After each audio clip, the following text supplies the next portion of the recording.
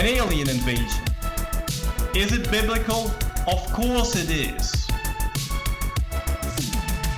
Clearly, I'm not here today as a fact witness. You can Google it. I think you just use the Bible, do whatever the hell you like. Just remember, it's not a lie if you believe it.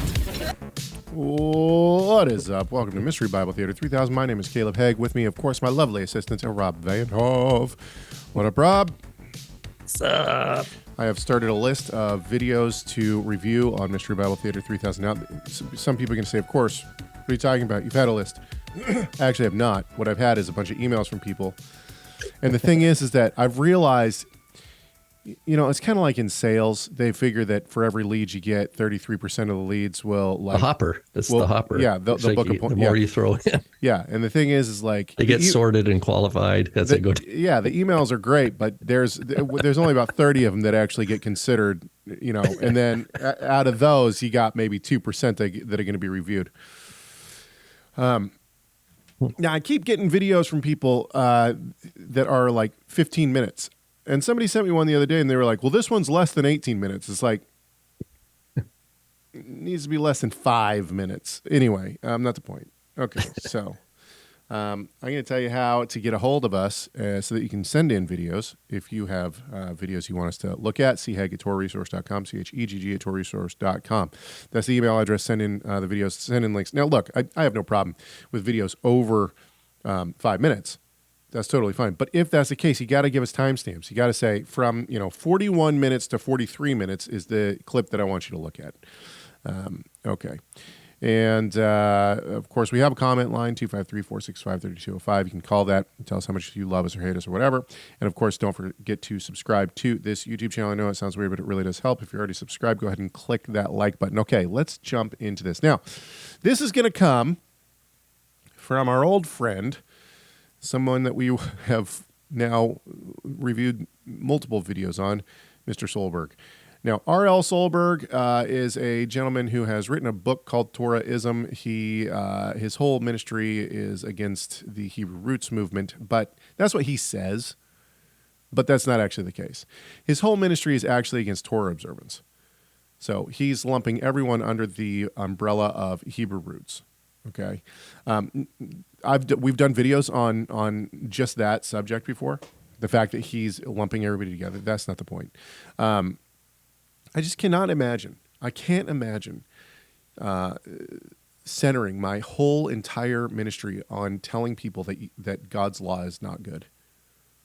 Like I just can't imagine. Anyway, not the point.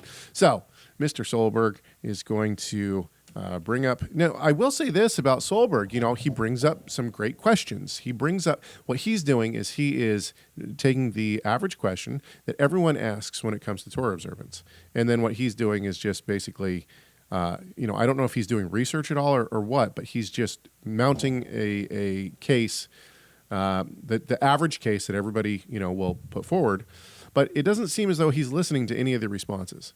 In fact, at the beginning of this video, you're going to hear him say, I wonder what our Hebrew roots friends will say about this. Now, full disclosure, Rob and I do not consider ourselves Hebrew roots.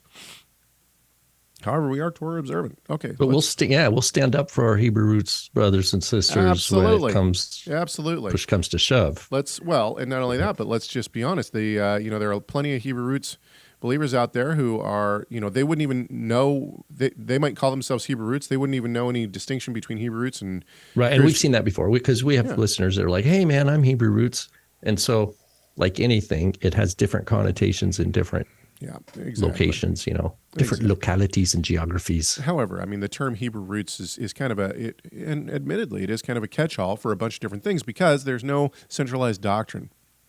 And this really makes it like Jell-O to nail to the wall. You can't nail it to the wall. Okay, let's move over to Solberg and see what he has to say today. A never-ending source of good content for us to review. This is a minute long. Let's take a listen. I'm curious what our Hebrew roots friends will say about this.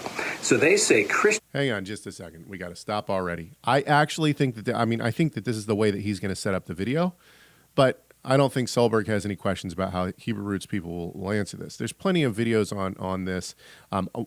I've done I've done full-on series on circumcision before, and that's what he's going to talk about. So, I mean, if he really wanted to know what people who are Torah observant have to say about this, not hard to find. So, okay, we'll give him a pass on that. I'm curious what our Hebrew roots friends will say about this. So they say Christians are required to keep the Torah, and the Torah commands that all males be circumcised at 8 days old. So circumcision is a command given in the Torah. Yet the New Testament says that if anyone was uncircumcised when they came to faith in Jesus, let him not seek circumcision. We've got to stop again because we do need to highlight something that he's talking at. He's going to talk out of two sides of his own mouth and not even realize it. Okay, let's just listen to what he says. Commands that all males be... Got to go back a little farther. Sorry, my bad. ...to keep the Torah. And the Torah commands that all males be circumcised at 8 days old. So the Torah commands it. So it is a command of God. He has said now, the Torah commands that we circumcise at 8 days old. So it is a commandment of God, right? Okay, that he said it.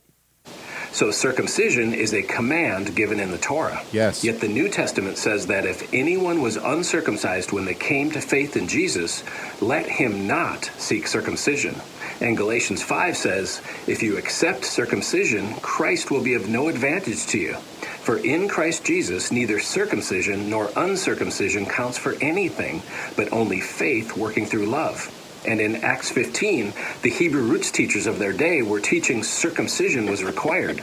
So the Jerusalem Council, which included Peter and James and Paul, discussed the issue and determined that it wasn't required of Gentile believers.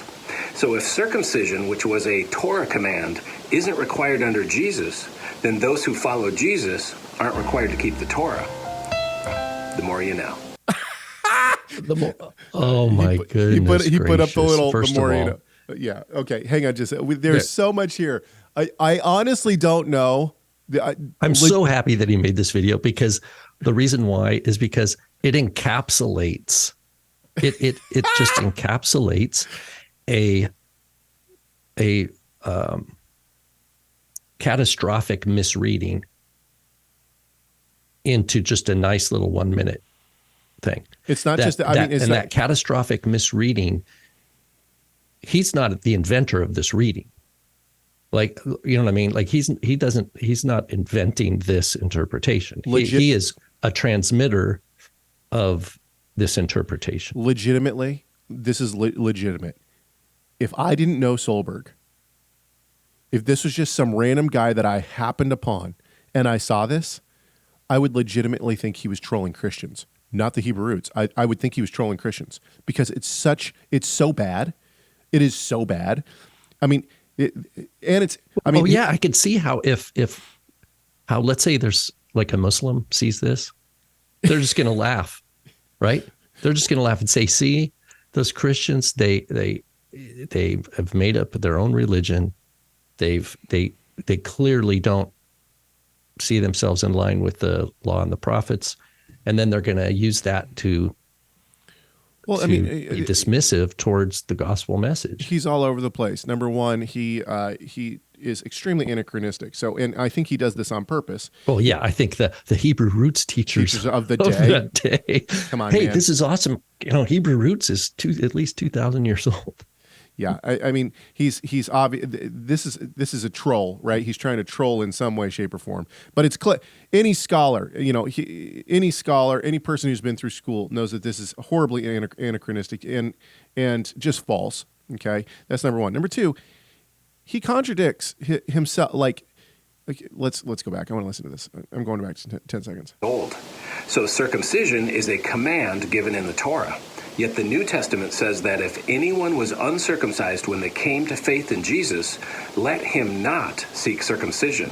Okay, so let's start here. Circumcision is a command of God, yet the New Testament says, so instead of trying to figure out how we can reconcile these two things, instead of saying, well, I must be misunderstanding something because the Torah can't, like the scriptures can't contradict themselves. Instead of saying that, Solberg is instead going to attempt to argue that one side of the scriptures, because in his mind, they contradict themselves, right?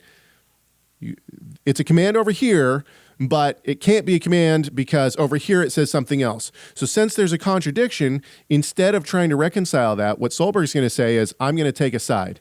And the side I'm going to take is the New Testament side. And now I'm going to argue the New Testament side against the Old Testament side, and I'm going to win because my argument is better from the New Testament side. This is false from the very get-go. You cannot pit the scriptures against each other. They have to work out. He doesn't give a good explanation on how the scriptures get. He says specifically, I'll hand this over to you in just a second. He says specifically that it's a command of Scripture, that we are commanded to do this. What does Paul say about circumcision? Circumcision is nothing. Uncircumcision is nothing. But what matters is keeping the commandments of God. Something that Solberg has already said, circumcision is a command. So then is Paul a schizophrenic, or is it just Solberg here? Is he, and it's disingenuous. Right. Because we know from Paul specifically that peritome, the noun, was used as in-group, out-group labeling. Exactly. And we even know that from Paul. It's indisputable that I think it's in Philippians, he says, we are the true circumcision, those who are in the Messiah. So Paul, at least there, maybe elsewhere also, but I think it's for sure in Philippians, where he says, we are the circumcision. In other words, it shows that it's a label that was used to say, we are the people of God. And so he's not recognizing that the akrobustia, the word for translated uncircumcision, which is literally foreskin. And so the line where it says, if anyone was called as a foreskinner, let him not circumcise. What that means, because you look at the Greek aspect of the verb, it's basically, don't feel that you need to go join one of these sectarian groups. That's what it means. Look, It doesn't mean if you were called in foreskins, don't keep the commandments. Right. The commandments don't apply to you. However, that's how some in the Messianic Jewish movement more broadly read that. They believe that's a statement where, and that's a different reading than what Solberg is pushing. The reading in the Messianic Jewish world, such as, what's his name, David Rudolph, Kinzer, FFOZ, is, what this means is those, if you're Jewish, which I don't even know if FFOZ has any Jews, but they all converted. They all broke that. they all broke the rule that right. Solensberg is pushing, and then put themselves up as the circumcision. And then they build a wall to say, no, you stay a good Gentile. Doesn't matter if you're Anglican or Catholic or Lutheran or Presbyterian or Pentecostal. You're different. You just find your own little way, buy our materials, and give us your money, and because we're like the representative of Israel and the witness to who Christ is within Judaism. It's a twisted reading. I think both of them are. I reject Solberg and the FFOZ. Solberg, yeah. I reject both of them as well. But the thing that I have to check myself a little bit, and the reason why is because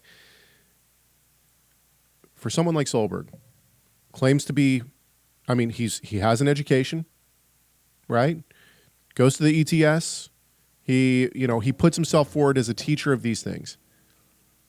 And it seems to me like a little bit of what he's doing is, if I don't tell the whole story, I can really manipulate the ignorance of my audience. That sucks. And push it even farther.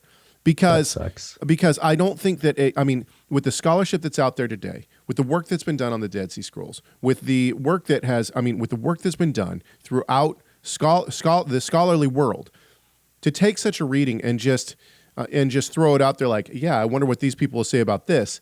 Well, all you have to do is read a little bit, and you would know that this, you can't. What would he say? Why would he say that Paul did Paul curse Timothy by circumcising him?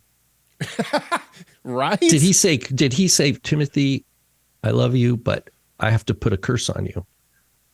And this means Christ, I'm going to circumcise you, and after I do, Christ is no avail to you, Timothy. And I'm going to doom you. Yeah. to forever be outside the redemption of Christ because I'm going to circumcise. No, but that's the logic of what this guy is teaching. At the very least, you would look at things like that and say, well, the interpretation that I'm coming from, I'm siding with one part of the scriptures, which I think is pitted against the other.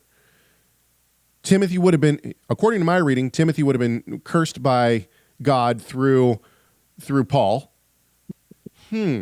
Maybe I don't have it. Maybe I don't know what it. Maybe I don't know what. And then Paul subsequently writes 2 letters to Timothy, telling him to read the scriptures. Do not neglect the public reading of the scriptures. Right. Do you think that has to do with the Torah at all, Caleb? Oh my gosh! Do not neglect the public reading of scripture. We haven't even given a full rundown, which we've done. I'm Hoff's going off here, man. We haven't even given a full rundown of what we believe these passages mean, but we have in many places, right? We have in many places. I've done an entire video on circumcision in Acts. I wrote a commentary on Acts. I explain it there. My father has done extensive work on the term circumcision. Rob has taught through Galatians and done work on circumcision, right? He's written papers on circumcision in the first century. So the work has been done. In this particular video, we have not given our reasoning. However, let's say that Solberg sees this. He's gotten this far into the video. You would have to think, I don't know what these guys are going to say about circumcision. However, what I have said about circumcision clearly can't be true. It doesn't take a rocket scientist to say, man, what I've been thinking is idiotic, and it clearly does not line up to the text.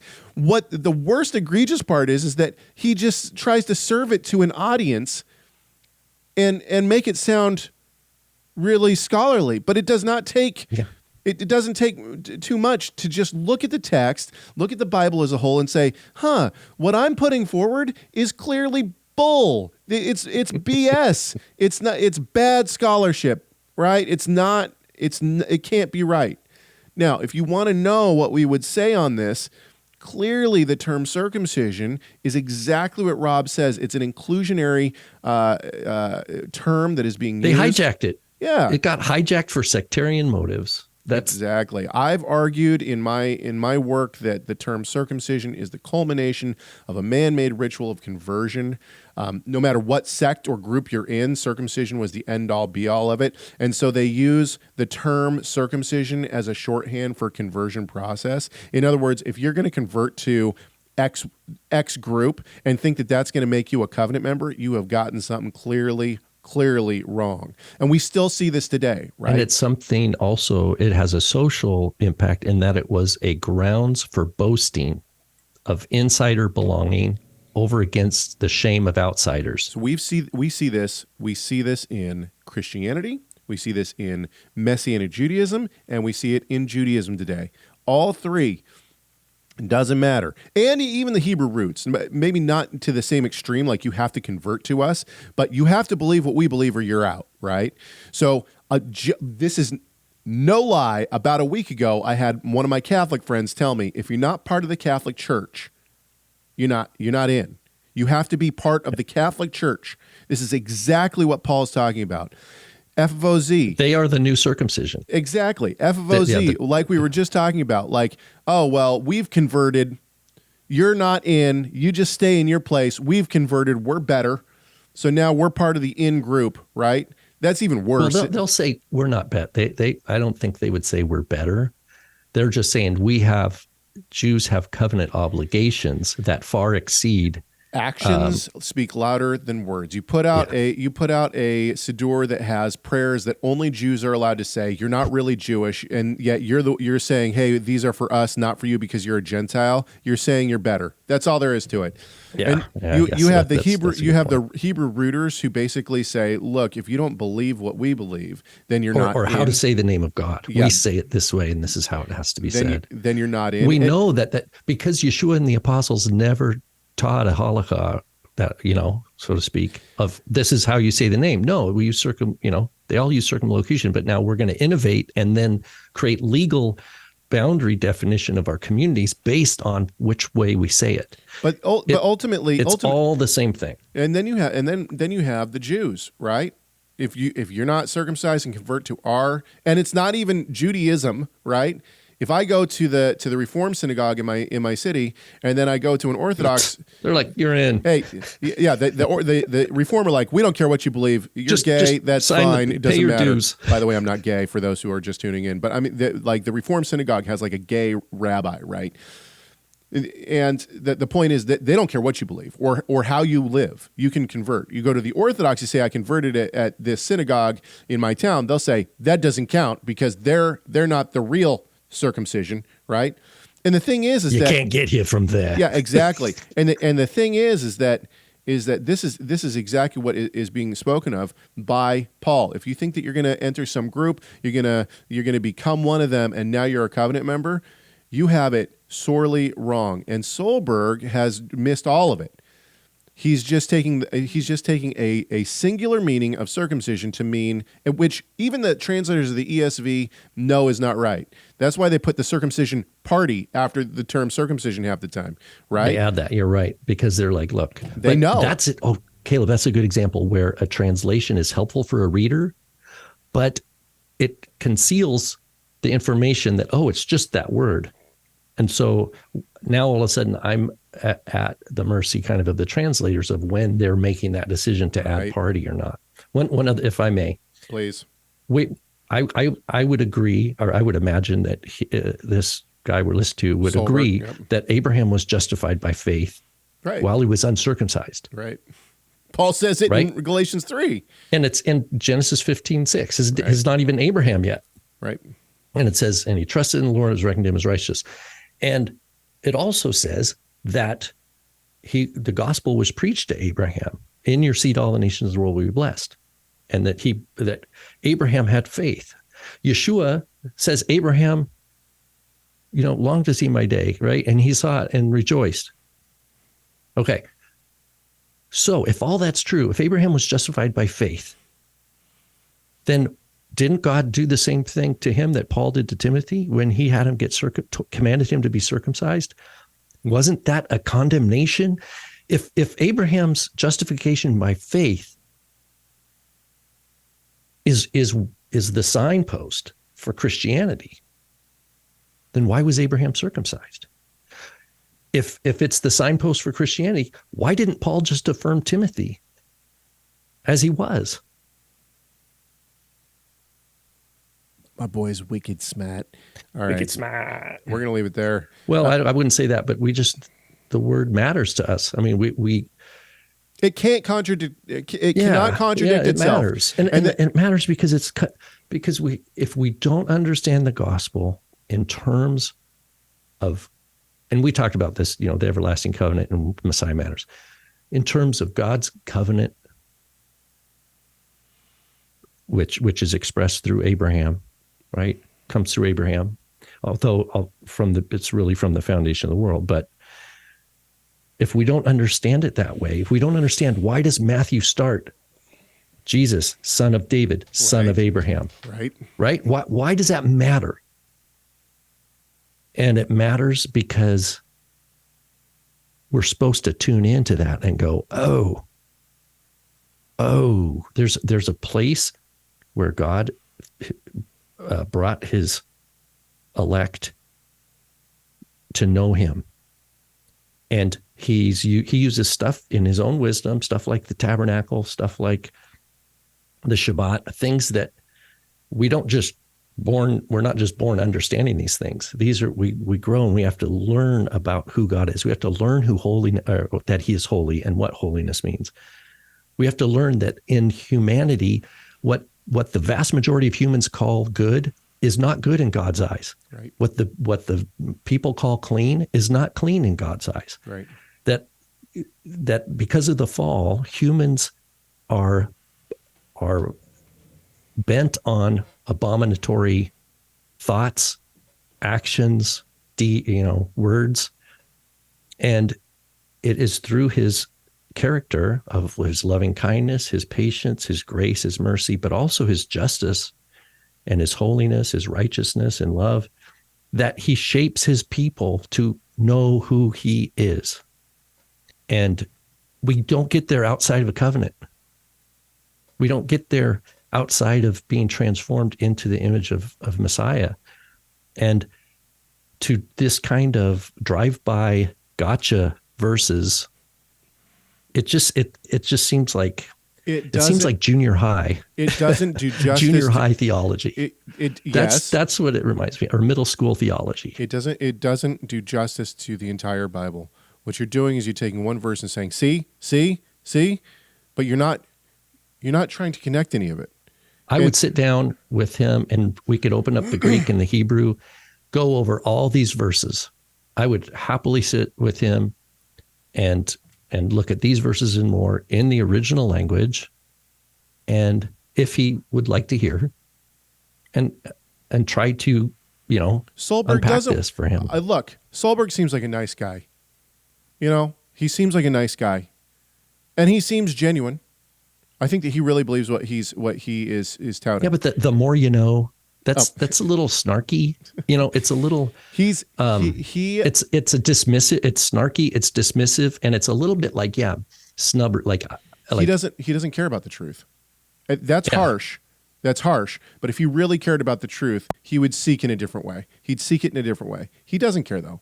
What he cares about is he's figured out what he believes, not what the scriptures say. He's figured out what he believes so that it can fit into his own theology instead of having the Bible reflect the theology into him.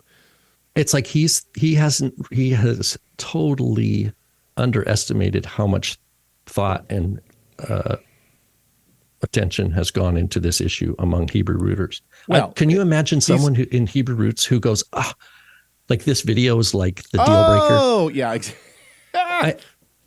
It could be that but it's going to be a tiny, like less than 1%. I don't even think that. But here's the thing is that I agree with you. We have been extremely harsh on the Hebrew roots movement in our videos. There's no doubt about that. However, I will say this. The people that I know who are openly call themselves Hebrew roots are happy, to be in that realm and to fellowship with other Hebrew rooters. They can show what Hebrew roots should be. Yeah, and not only that, I have never met one of them that has been a slouch when it comes to studying. Right. And I might think that they're wrong in certain aspects of theology, but Solberg here has grossly he's underestimated. He's underestimated not only the power of the actual word to reconcile itself and to speaking, of the Spirit to speak into the lives of the believers. To me, it's sloppy reading. Absolutely, it's sloppy study. Well, I mean, ultimately, the church has succumbed to sloppy theology for petri. It's a giant petri dish for these kinds of things to grow.